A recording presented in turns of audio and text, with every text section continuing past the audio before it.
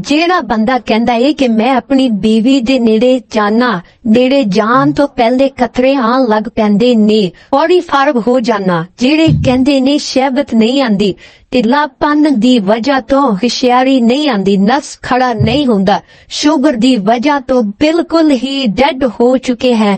ਅਗਰ ਤੁਸੀਂ ਆਪਣੀ ਜ਼ਿੰਦਗੀ ਦੇ ਵਿੱਚ ਦੁਬਾਰਾ ਖੁਸ਼ੀਆਂ ਲਿਆਣਾ ਚਾਹੁੰਦੇ ਹੋ, ਇਹ ਨੁਸਖਾ ਨੋਟ ਕਰ ਲਓ। ਸਭ ਤੋਂ ਪਹਿਲੇ 5 ਗ੍ਰਾਮ ਚਿੰਗਰਖ ਲੈ ਲੈਣੀ ਹੈ, ਇੰਦੀ 7 ਦਿਨ ਰਗੜਾਈ ਕਰਨੀ ਹੈ। ਫਿਰ 5 ਗ੍ਰਾਮ ਹੜਤਾਲ ਵਰਕੀਆ ਲੈ ਲੈਣੀ ਹੈ, ਇੰਦੀ 7 ਦਿਨ ਰਗੜਾਈ ਕਰਨੀ ਹੈ। ਫਿਰ 5 ਗ੍ਰਾਮ ਜੜ ਮਰਜਾਨ ਲੈ ਲੈਣੀ ਹੈ, ਇੰਦੀ ਵੀ 7 ਦਿਨ ਰਗੜਾਈ ਕਰਨੀ ਹੈ। ਉਸ ਤੋਂ ਬਾਅਦ ਜ਼ਾਫਰਾਨ ਕਸ਼ਮੀਰੀ 2 ਤੋਲੇ ਲੈ ਲੈਣਾ ਹੈ, ਲੌਂਗ 2 ਤੋਲੇ ਲੈ ਲੈਣੇ ਨੇ, ਅਕਰਕਰਾ 2 ਤੋਲੇ ਲੈ ਲੈਣੇ ਨੇ, ਵੇਗ ਮਾਹੀ 2 ਤੋਲੇ ਲੈ ਲੈਣੀ ਹੈ, ਜੈਫਲ 2 ਤੋਲੇ ਲੈ ਲੈਣੀ ਹੈ, 2 ਤੋਲੇ ਜਾਵਤਰੀ ਤੇ ਸਲਾਜੀਤ 2 ਤੋਲੇ। ਇਹਨਾਂ ਨੂੰ ਅੱਛੀ ਤਰ੍ਹਾਂ ਅਲੱਗ-ਅਲੱਗ ਪੀਸ ਲੈਣਾ ਤੇ ਬਾਅਦ ਚ ਪਾਊਡਰ ਦੀ ਸ਼ਕਲ ਹੋ ਜਾਏਗਾ। ਫਿਰ ਇਸ ਤਰ੍ਹਾਂ ਕੈਪਸੂਲ ਭਰ ਲੈਣੇ ਨੇ।